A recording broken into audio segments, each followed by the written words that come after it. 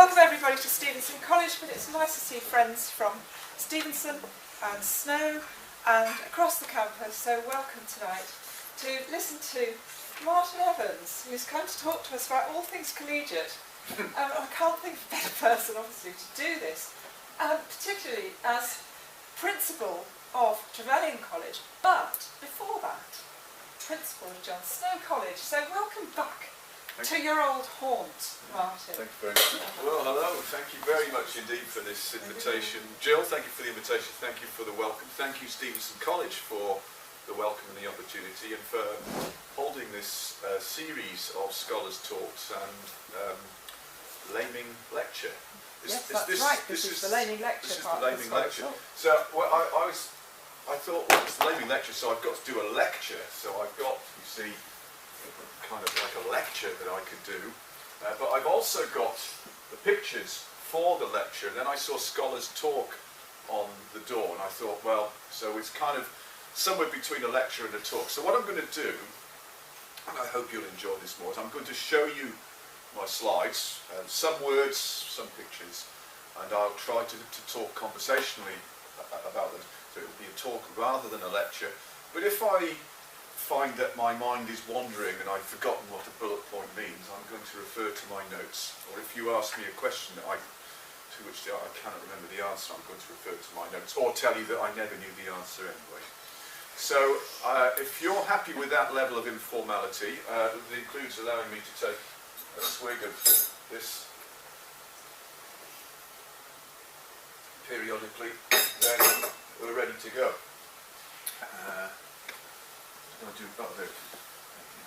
Do I point this at anything? Pointed at that, is it? Well, I think so. Okay. Good. Yes. So, I thought I should begin by telling you something that happened between stop 1 and stop 2 on a tour of colleges in Southeast Asia and Australasia that I made last year. We were shortly to be landing in Auckland. I thought I would nip up to the gents before we got strapped in, and because sometimes you can be circling a long time, not at Auckland, but at Heathrow you can be circling for a long time, strapped in, not allowed to go for a week. So if you're a gentleman my age, these things are important. So I went up to the where the loos were. They were all engaged, so I went up to the one at the front. And there were 2 or 3 blokes there as well, kind of waiting around. They were all a bit bigger and burly than me. And one of them was the relief crew, the pilot who'd been sleeping somewhere and was going to take over from the pilot who'd been flying. So he was all ready. He was just going to have a wee before he went into the cockpit. And he looked at us, and I say these other blokes were a bit burlier than me, and he looked at the cabin door, the secure door that they were going to have to open for him to go in for his shift. And he said to the steward, he said, "What do you think?" And the steward replied, "It's okay, I don't think they're going to rush us." So they were clearly, thinking about mid-air hijack, even with this sort of rather unlikely looking, rather decrepit bunch of middle-aged blokes queuing for the loo. We could have been a conspiracy. That's the I think the only time in my life so far that there's been a question mark about whether I might, in fact, be preparing to mount a terrorist incident. So having told you that, I'm going to tell you a tale of 2 colleges. You already know which they might be. I'm going to tell you about some of the questions and challenges that my experiences in those 2 colleges have raised for me. I'll tell you something a little bit about the Collegiate Way 2014 conference, which we held in Durham. John and Jill know all about that. They were part of it. And then I'm going to tell you what happened when I hit the road in 2015 and almost got mixed up in some sort of incident on an aeroplane. Well, I've told you about that. Okay. So, a tale of 2 colleges. And I began by my collegiate life. I didn't go to a collegiate university. I was a local mature student in my hometown, Redbrick, in Cardiff. And I didn't know what colleges were. I didn't know why I might have wanted to go to one. I hadn't unearthly about the colleges in Durham. I thought Durham was somewhere near Birmingham, with a typical Welshman's sort of disregard for English geography. And so when I had a phone call from Ken Calman suggesting that I might like to apply for the role, I was astounded. Tickled, of course, but certainly astounded. Couldn't really understand why this would be. And I soon discovered that it wasn't because he thought I was going to be any good at running a college. It was because what I was doing academically he thought might be quite good for that bit of the university he wanted to grow, to it, medical humanities. So I came here to do medical humanities, but the excuse of bringing me here was to make me principal of John Snow College. Is there anybody here from Snow College today? So, yes, indeed. The councillor's Fletcher, and no, somebody... the real people now. Oh, the real people's Fletcher. Fletchers. Great to see you. And somebody else was from Snow. I saw a hand. I thought perhaps I did. Okay. So so saving your presence, I think they had tried to fill the position before they got to me. I don't think I was the university's #1 choice to be phoned up about John Snow College. By the way, so that I pace this properly, how long have I got, Jill? You've got an hour. I'm looking at Kate to say the food won't spoil if we go over there for about 5:30. Okay. Yeah. So I didn't really know what colleges were, and I don't think the university really knew whether I was going to be any good at running a college. And I think that probably tells you something about how important or not the university at the time thought it was to get colleges on the road here in Stockton. I think it probably does. And I don't know how many people turned them down before I said, yes, I'll have a look at that. And when I arrived and saw the Rocket Union, now most people in the room won't remember the Rocket Union, but some will, and realised that that was the Students' Union at Queen's Campus, I nearly said no. I nearly thought the university isn't serious about this. This is a con. There's something not right here. But you know what it is. If your vanity is tickled, you reason that it's better to regret doing something than to regret not doing something. Which, by the way, is true. Those of you who are decades and decades younger than me, remember this. If you remember nothing else, it's better to regret doing something than to regret not having done it. If you remember nothing else, remember that. Anyway, so I thoroughly enjoyed my time at John Snow College, despite all the difficulties. What were the difficulties? Well, it was the clash between collegiate ideals, which, by the way, I had to learn from scratch. I didn't have any collegiate ideals when I came in. I had to make some up for the interview, found I believed them, and found that being principal of John Snow College couldn't dent them. I still believe in them. I believe that it is good to live at least part of our lives in community. I believe that mutual education is an absolute good and is one that can be forged by living in community. I believe that the fellowship at the table is the place, is the venue where you get to know people best. I believe that the broader student experience that the university as a whole offers to students gives a dimension to university education, compared with which my university life was sleepwalking. I got a first-class honours degree. I got one of the best degrees ever awarded in the department, but I sleepwalked through my university life.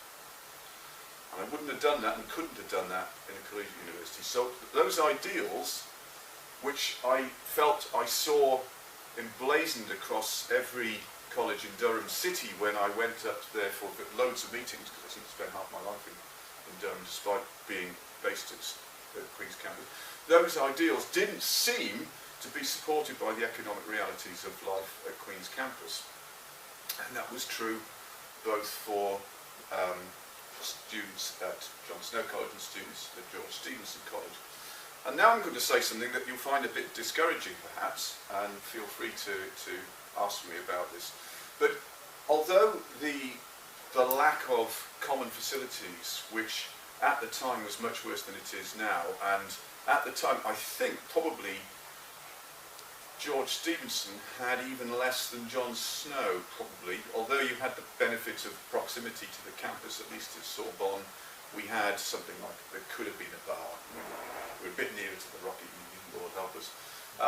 But, you know, facilities were nowhere near as good as they are now. There was no sports centre, not even the tiny little predecessor sports centre, the bungalow that some folk here will remember before, the excellent facilities that are there now. But the lack of facilities was not, in my view, the biggest problem in the student experience. The biggest problem for the student experience is that we had a collegiate university and a collegiate system and a couple of colleges where students were studying on only 10 degree programmes. And I thought that was terrible. And the number now is what, 4? 4 or 5? Depends how you count. Depends how you count, yeah. So I thought that was really doing dishonour to the student experience, and I found it very, very difficult to be doing a job which, so far as I could see, consisted in encouraging my students to have aspirations that I knew right from the start couldn't be fulfilled at Queen's Campus as it then was. Now, I'm not going to offer any views on Queen's Campus as it is now. Things are certainly better in all respects, except, as far as I can see, in all respects, save this subject mix. Okay, so some folk were braver than me and fought the good fight for longer than I, but after 5 years I realised I was breaking my heart. That I didn't want to stop being a college principal, so I wanted to be a college principal where I felt it was going to be a bit more realistic. So in my innocence, I applied to be principal of the Durham City College and was appointed to Trevelyan College in 2008, where I still am, and I held the same ideals, and surprise, surprise, the same clash of economic realities, and not as intense, I know, and Jill and John will tell me that. But when Jill was at Josephine Butler College, she will have found some familiarity, particularly early on, when it was always a struggle to persuade the university to spend the money to fund the student experience that it proclaimed so loudly. And my experience since then has been pretty much the same. That yes, compared to John Snow College, Trevelyan College is very, very rich in facilities, not as rich as some colleges, and certainly our student accommodation, our residential accommodation, is nowhere near as good in quality as the student accommodation at the Queen's Campus colleges. So I describe us as facility, common room rich and bedroom poor. And that's why we struggle to recruit students. We have a very low proportion of first choice applicants at Trevelyan College, much lower than I would like. What are the key differences between John Snow College and Trevelyan College? Well, for me, the Trevelyan has 3 advantages in addition to the full subject mix that I described.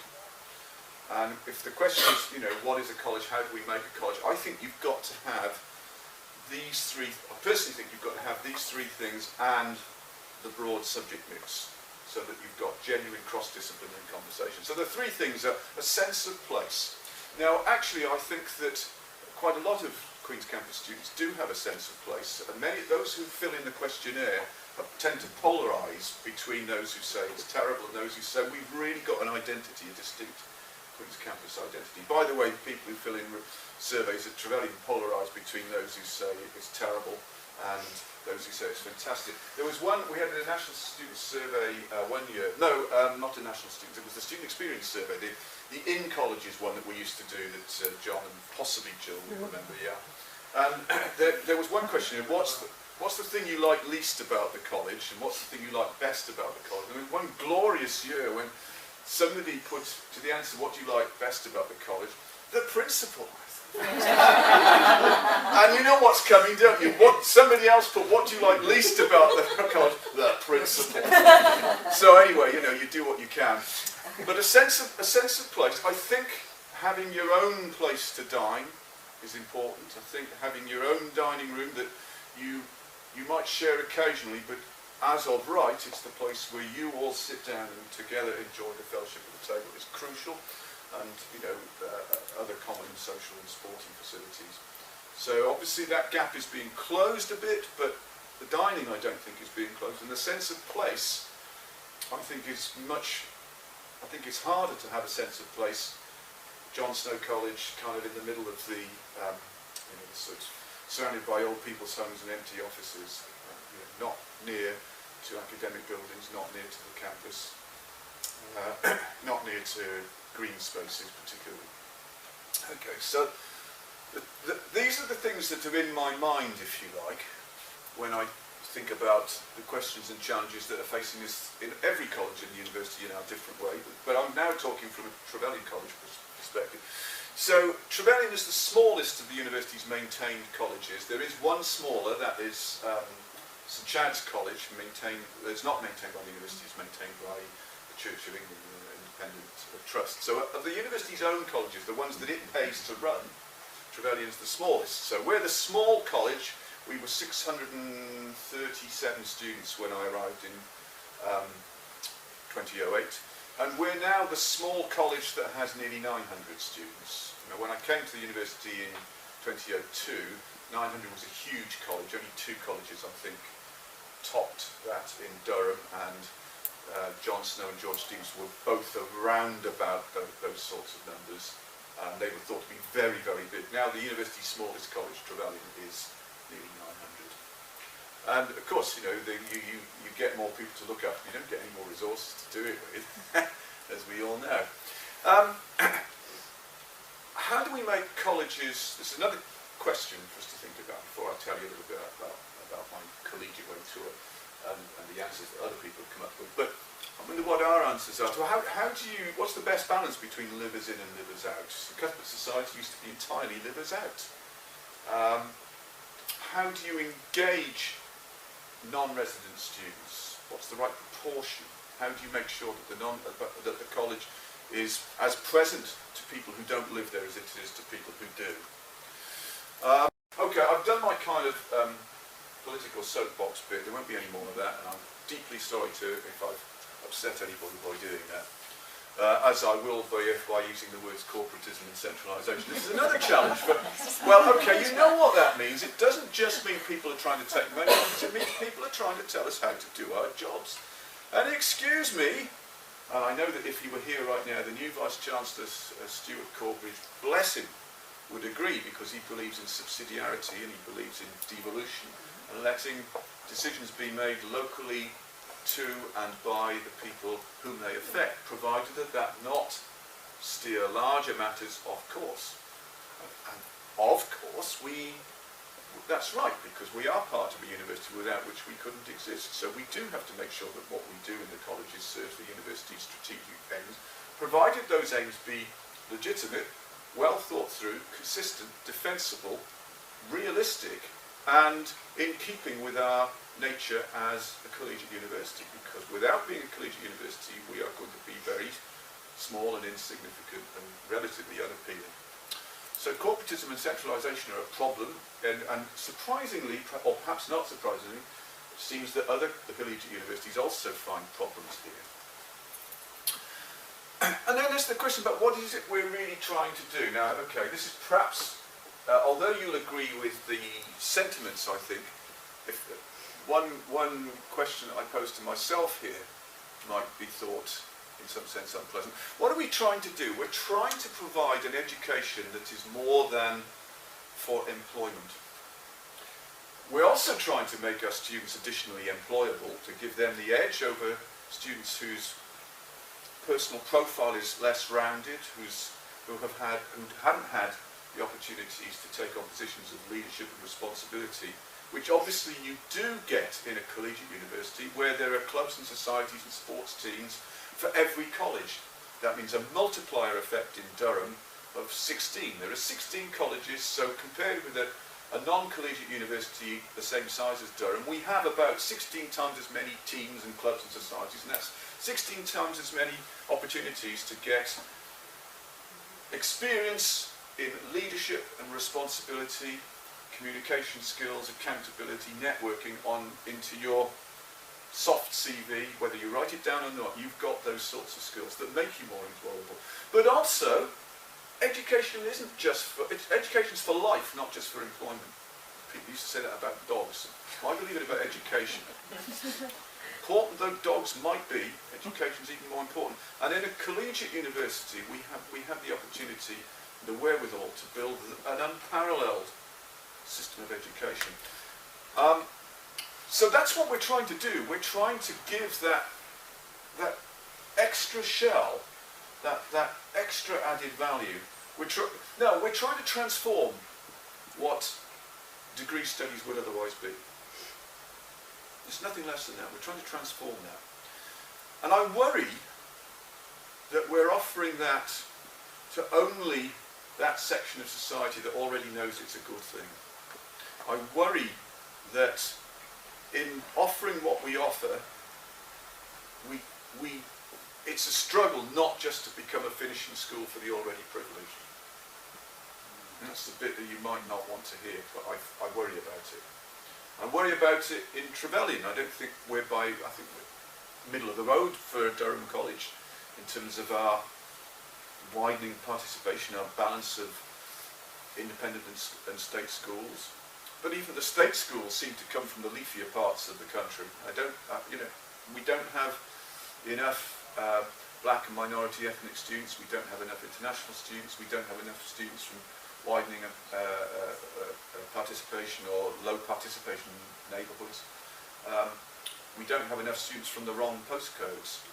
And why is that? There's something about the way that we appear. And I worry that the collegiate system in itself has built into it something that we haven't yet learned to convey properly, that it's not about being yet more boarding school. It's about learning forms of community experience and engagement and participation and ownership that will prepare you for a richer life in society later on. So that's what I think we're trying to do, and it's not easy. It's not easy. But it's worthwhile. It's worth the fight. Okay, so that was all introduction, wasn't it? And I've been talking now for 25 minutes or something, so I'm sorry. We might run a little bit over the hour, but anyway, I'll try not to. So, amazingly, there had never been a world conference of collegiate universities until I thought of it. So, you're in the presence of a demigod. I mean, you could tell your grandchildren you shook the hand of John Ashworth, who had shaken my hand. That's how significant I am, I'll tell you. In fact, just throw money now. So, nobody, it turns out, had ever had this idea before. I cooked it up in a hotel room in New Zealand with a chap from the University of Western Australia in Perth. And Chris and I thought, why we come from both work in collegiate university, we could learn from one another. That must be true of other collegiate universities. Why don't we have a bilateral conference between Durham and the University of Western Australia and share knowledge? And anyway, we did nothing about it, but the idea kept needling away. And then I thought, bilateral, schmilateral. I thought, let's go for the world. So, yeah, sure enough, we convened the first ever World Conference of Collegiate Universities. 100 delegates, 40 colleges, 20 universities, 9 countries, 5 continents. That was a challenge. We wanted, if it's a conference about collegiate universities, you're not going to put people up in hotels. They've got to live in colleges. But you're not going to do it when the students aren't there either, because that would be like holding a conference about the theatre without, in an empty theatre with no scenery and no audience, or no actors. It would be mad. So we had to figure out a way of putting up 100 people in already over-full colleges. And John and Jill will remember how we managed that. One great thing about it was that we put together a sort of liaison group for the planning committee, and made sure that all aspects of all areas of the university had the opportunity to sit on this liaison group, and they all got excited about it. And it was one of the things that I like to think, and I believe this to be true, that in recent years, few few things, if any, that the university has done have achieved such a sense of common purpose across the different professional service departments as well as the colleges, and some academic departments got quite excited about it as well. And we had a real good feel-good feeling. That's not very good, is it? You know what I mean. Feel-good result. So Tim Burt, Master of Hatfield, and I co-convened and co-hosted. This is the last night where we're starting to relax. You can see my ties come a bit askew. I've obviously been, I've had a glass of wine, and so my tie is askew. Tim's face is reddish, and we're all having a wonderful time. And we had Jeremy Vine, thank you very much, a Hatfield man who came and spoke at this closing gala dinner in the Great Hall of the Castle, and the Deputy Warden. Oh, I tell you what, let's have a go with this. Yeah, there we are. So this portrait here was commissioned of all the colleges, all the serving college principals. John, you're on there, aren't you? Yeah, right at the back.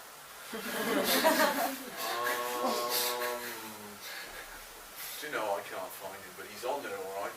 We'll blow it up later.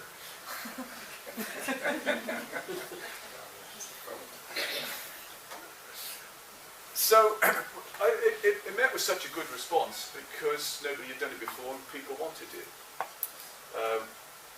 And it put Durham centre stage, it gave Durham a lot of visibility. This is one of the reasons I was able to get support from UF, the University Executive Committee, for the Provost Chancellor for colleges to be able to spend a bit of money on it. We subsidised the delegate price because it gave us good world visibility, and that's something that the university likes.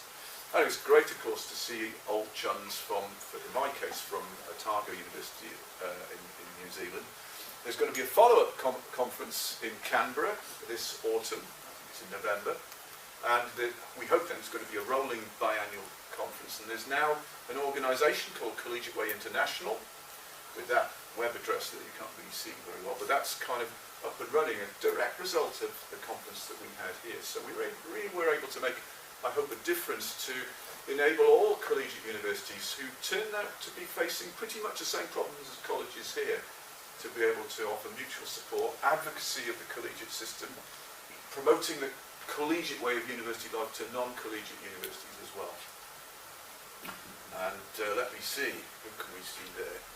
John, are you on that one? Jill, are you there? No, I'm not on that one. Okay. I don't remember that. Okay. Well, there's that's Mark Ogden, isn't it? From teaching. Splendid fellow. It's so commendable, isn't it? Yeah, that's right. Yeah. Okay, I'll move on before we get any more heroism from Professor Ashworth there. Okay, so greetings and invitations were exchanged, and I decided to take some of them up. I've been invited, the previous year, I've been invited to be part of a review panel for Otago University's newest college, Te Rangihiroa, which is a Maori name. The invitation had been issued in 2014, early in 2014, before the conference, and it was to take place in September 2015. So by that time we'd had the conference and these warm, cordial, collegial invitations, and I worked out that I could fly out to New Zealand via Singapore on the way out and see two university colleges there, stay in Arana College in Otago while I was reviewing Te Rangihiroa, and on the way back I could fly back via Macau, Hong Kong, very, very near to Hong Kong. The reason for those was that particular choice is that one of our keynote speakers was from Yale, Singapore, NUS Yale, and we had panel presentations from there, and from there. So that was where I met for the first time the gentlemen delegates, because they were all blokes, as it turns out in this case, from there and from there, and I was very pleased to be able to make a trip that would allow me to visit them. Now, just so you know, this is the limitations of somebody who's essentially unskilled with these things. All I wanted to do was figure out a way to put a little red blob there for Dunedin, a little red blob there for Singapore, and a little red blob there for Hong Kong, Macau. I couldn't do it, and if I'd been ready a bit earlier, I'd have got down here sort of like 10 minutes early, and I'm sure Alex could have done it straight away, but I just couldn't do it. So, just for the record, then I'll hold this as still as I possibly can. Hong Kong, Macau there, Singapore there, and Dunedin there. Dunedin is very cold, very south, very cold. It's not as cold as Durham, obviously, but it's very cold. Hong Kong, Macau is hot and humid, and Singapore is unspeakably hot and humid. So, I'll tell you something about those three places, and the first one's Singapore. I went to two Collegiate universities, so I'm going to do this pretty quickly. So, it's a very young college, younger than Snow and Stephenson by a good whack. NUS Singapore was previously non-collegiate, and they decided to become a collegiate university as recently as, well, I suppose the decision was probably taken in about 2004.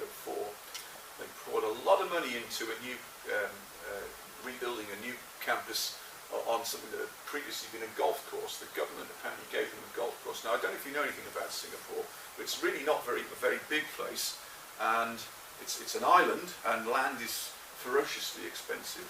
So to be given a golf course by the government was a very generous gift to the university, and they said, thanks, we'll have that. And they immediately colonised it with a campus that they decided would become collegiate. So they're in the process of making it collegiate, and their delegates came to our conference and told us this story about, including one of the keynote speakers, told us about how you would make a previously non-collegiate university collegiate.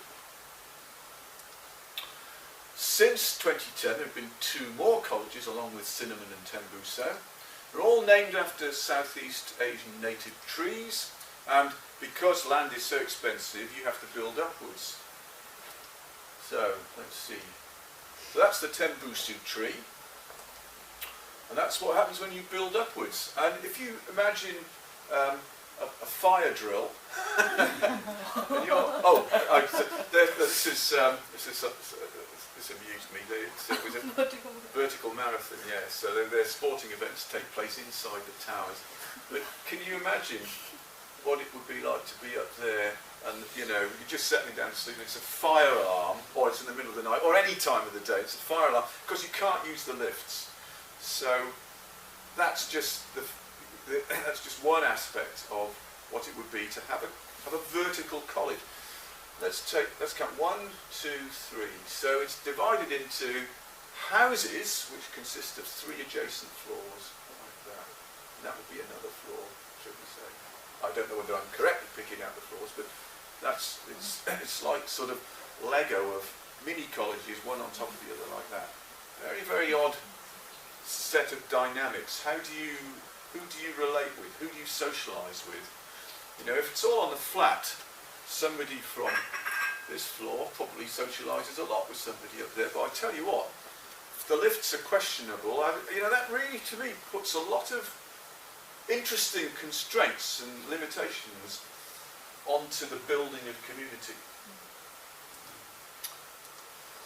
So it's part of U-Town, University Town, which is what they call this golf course with its campus.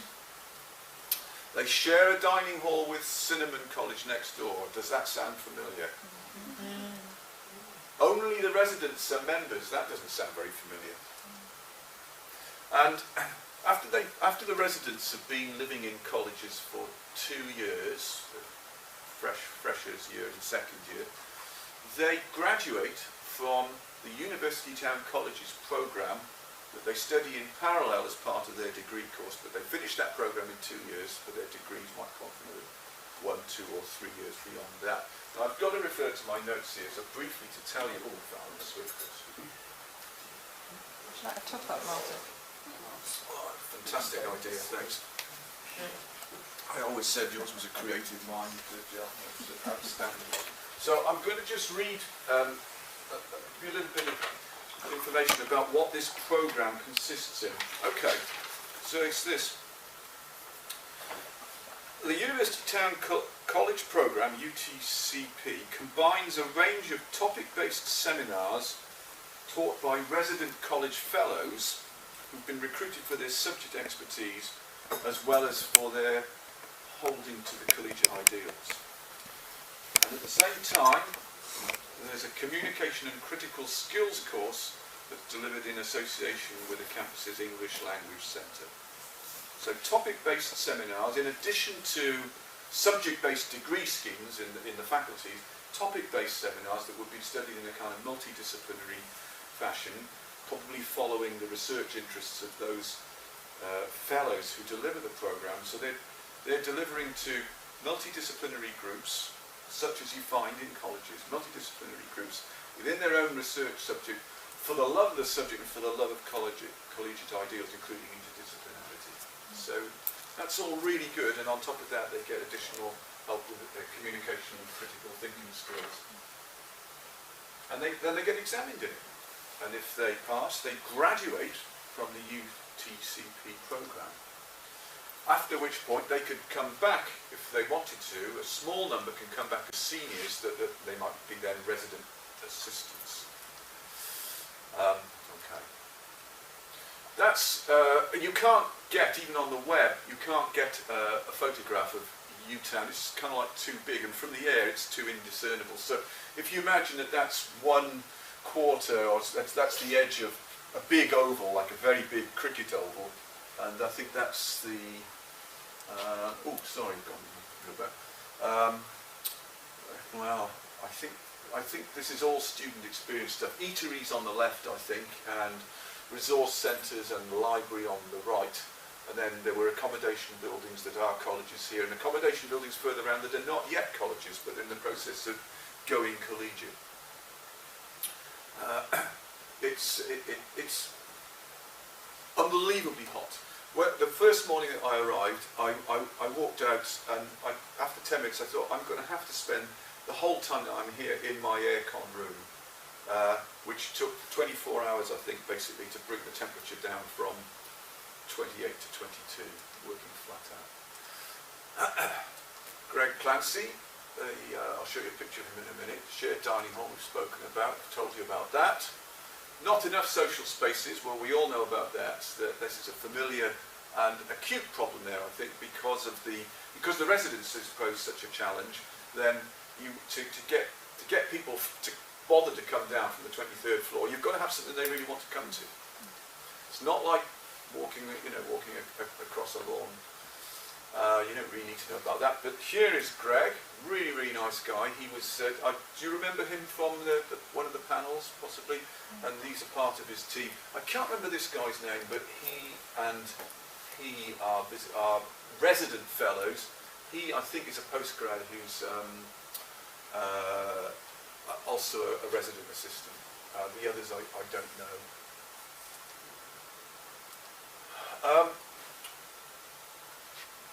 Singapore, as a city-state, sees a brain drain annually. I'm not supposed to say that, and I was told off for saying it, but it's what it amounts to. Their brightest and best students want, because they can afford it, it's a very wealthy place, and it's a very, you've got to get ahead sort of place. Very, very competitive society, huge work ethic. So they go to the most expensive Ivy League universities in the States, and in an attempt to keep them from doing that, the government, and working with National University of Singapore, courted Yale University for Yale University to have a space on the NUS campus to deliver its degree programs there, so that not all Singapore students have to leave and go to North America to study, where, of course, an awful lot of them stay on to work and then don't contribute back into the economy. So that's really what it's about. It's keep them at home. Again, there's the amount of land available meant that the development had to be a vertical one, but it's, as you'll see, it's done in a nice way.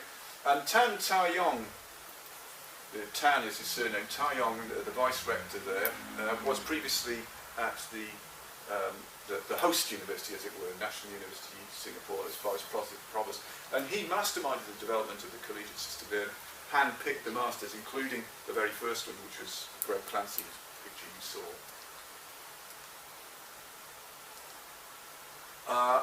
If you can see what the sort of money they've put into this. So that's a senior common room. That's a dining hall in one of the 4 collegiate subdivisions of the of Yale NUS, and it doesn't really come out in the picture, but it's beautifully, lavishly appointed. The most precious woods that are used.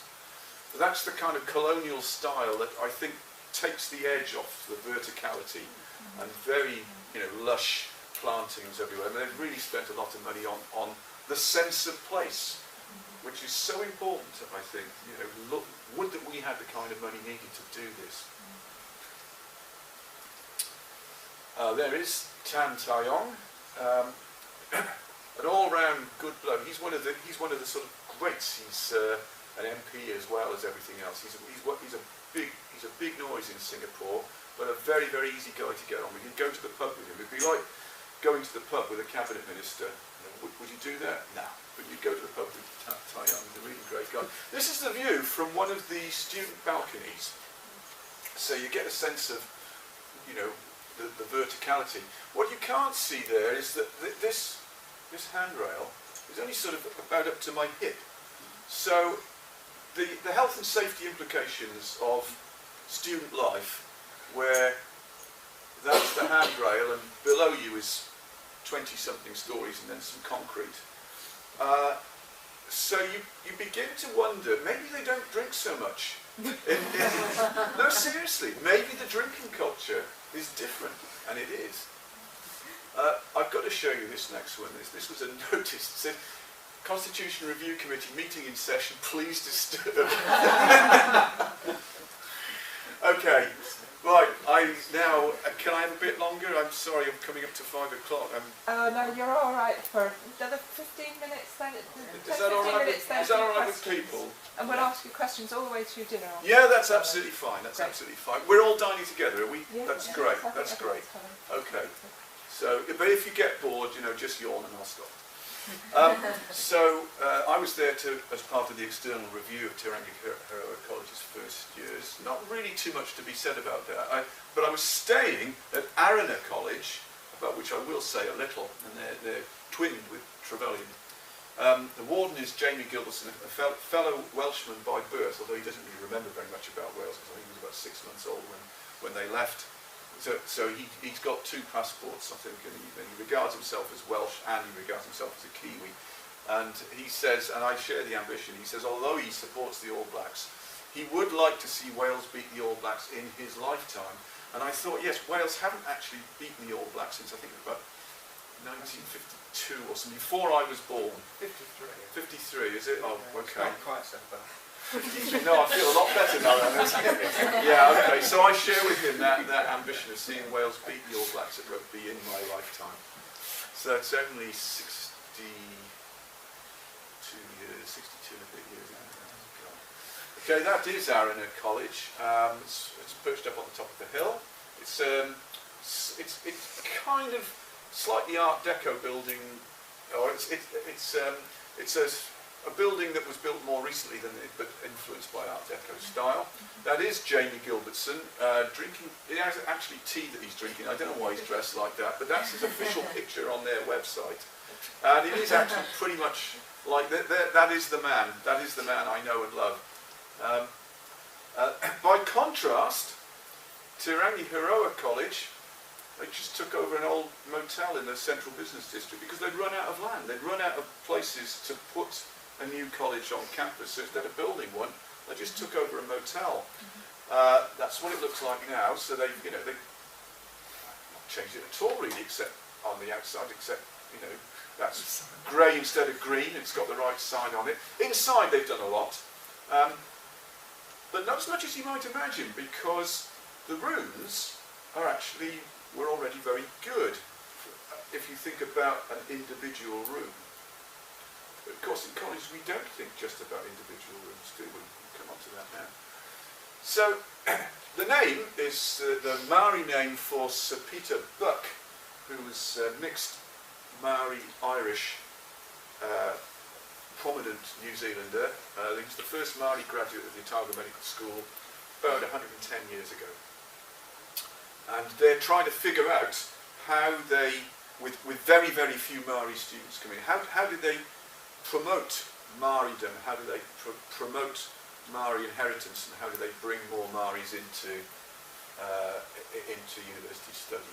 And there should be a little line above the A there for the word Māori, and for some reason my spell checker didn't pick it up, but I've left it on. So, as I say, there wasn't any room to build on campus. They took over an ex-motel in the central business district, and they converted this place with long corridors, with large ensuite rooms. You know, sort of, if you see just the room, you think, yeah, I'd like one of those.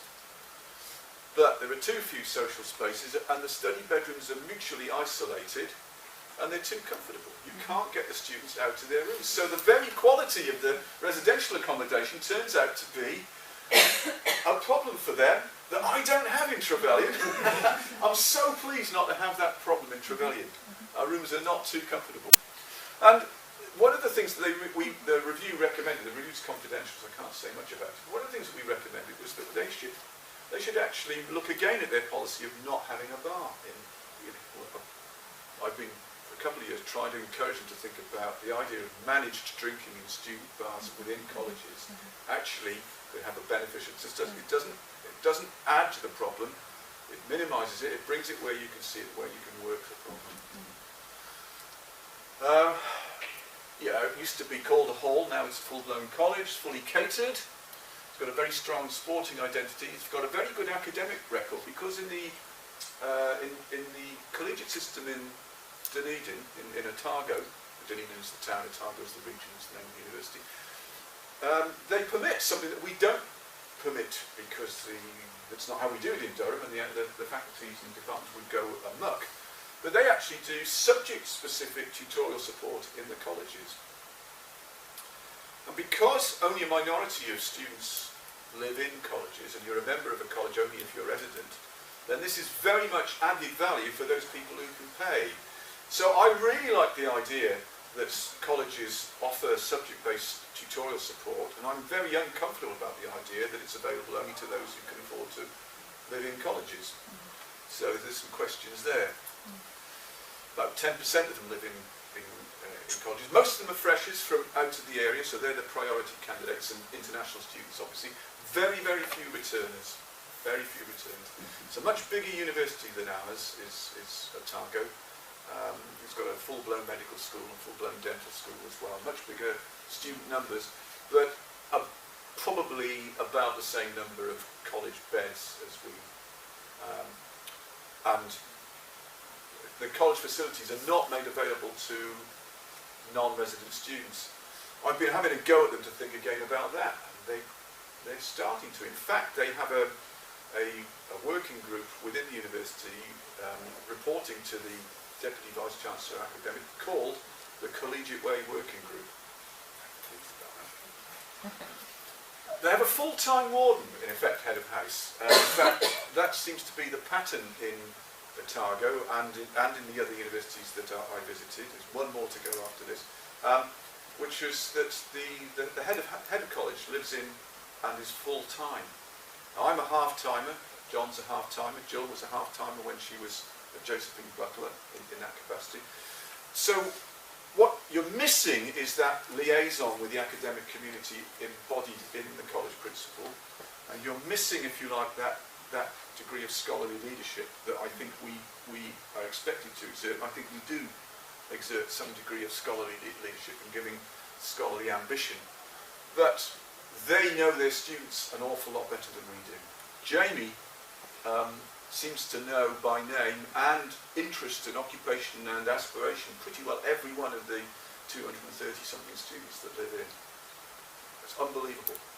Absolutely unbelievable.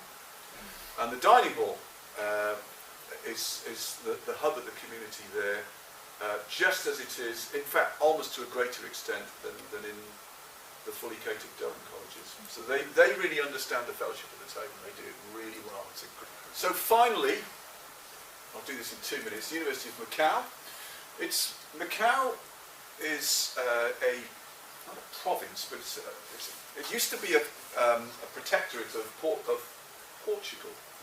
And then was given back to China, much as we gave Hong Kong back to China. And it's a kind of, it's a territory, semi-autonomous, but not really. Like Hong Kong is semi-autonomous, but kind of not really. But anyway, China gave the University of Macau a bit of extra island, and there's a tunnel under the sea, under the Pearl Delta, from the main island of Macau, and around the university, it's about 1 kilometre square, and there is an international border in effect, or an intra-national border, but wire, guards, a guard tower at one end, guys with binoculars and no doubt guns if they need it. It's a very peaceable arrangement, but it is a university that is in its own international enclave. Very odd situation. They spent $12 billion when they built that campus. They moved out from the main island of Macau and the old colonial sector and started again. And in the process, they decided to go collegiate. They had 2 colleges in their old campus. They moved those over and are built and are now staffing, populating another 10. So, as I said, my phone was dead by this time, so any subsequent pictures are from the internet. So gives you a sense of the kind of the scale of it and the lavishness with which they built this campus. One of the new colleges is Moon Chung Memorial College. Professor Kit Thompson, the master, was one of the speakers here. He's got a very prestigious background, but they all have, I'll come to that in a second. So it's an interesting challenge to start 10 new colleges all at the same time. So they're kind of like a learning cohort. They help one another learn how to be colleges, but how to differentiate themselves. That's Kit and his wife Patricia, and he's very important. He's the Dean for Academic Affairs, and he looks after all the colleges. I don't know who that is. I think it's a visiting fellow. He's called Ray, I think, and I can't remember what he's called. And they're PhD students who also are administrators while they're there. Kit and Patricia are the soul of style and graciousness. They're everything you want in professional musicians and professional artists who are also educators and ambassadors. I mean, they're just fantastic people to be with.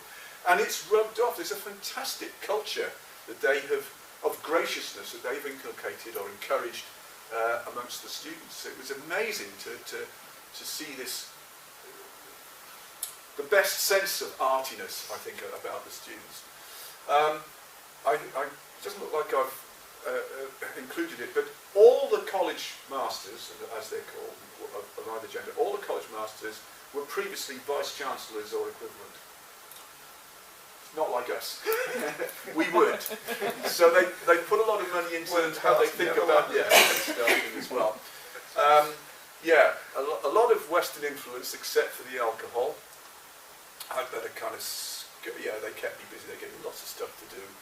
And perhaps the last thing I'll say is that there are significant challenges in assessing their college-based bit of the program, which, unlike the communication skills aspects in Singapore, is much more to do with voluntary work with NGOs and local charities. Extremely valuable, but how do you assess it? That's a question. So my conclusions are that so far the places that I've looked, and admittedly, not very many, 4 or 5 colleges, collegiate universities other than here, that we do all have variations on a fundamental theme. There are things to recognise everywhere. That's the game that we're in. Styles change, but the Anglophone roots are very obvious everywhere. So the idea of senior common room, high table, seem to have travelled very well. Gowns have travelled very well.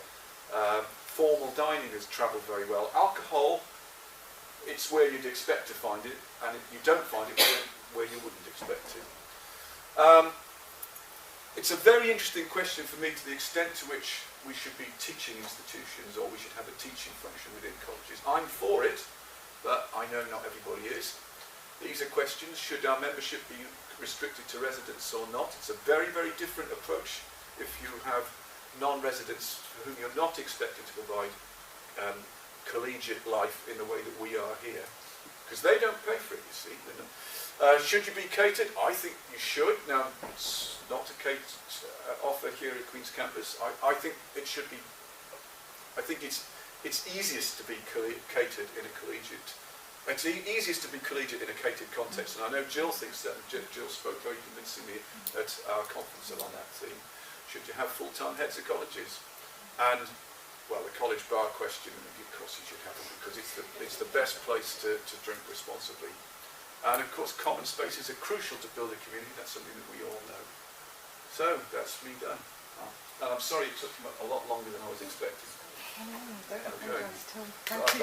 Thank you. Then, if nobody's got a burning question that they feel they've got to get in now, then it falls then to me as, I think I'd say I was a fellow believer, but potentially of a different type.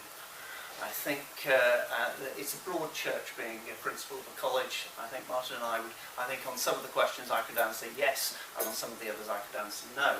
I give lectures on vouchers in education, at which point you can get the garlic out and the steaks and all those sort of things.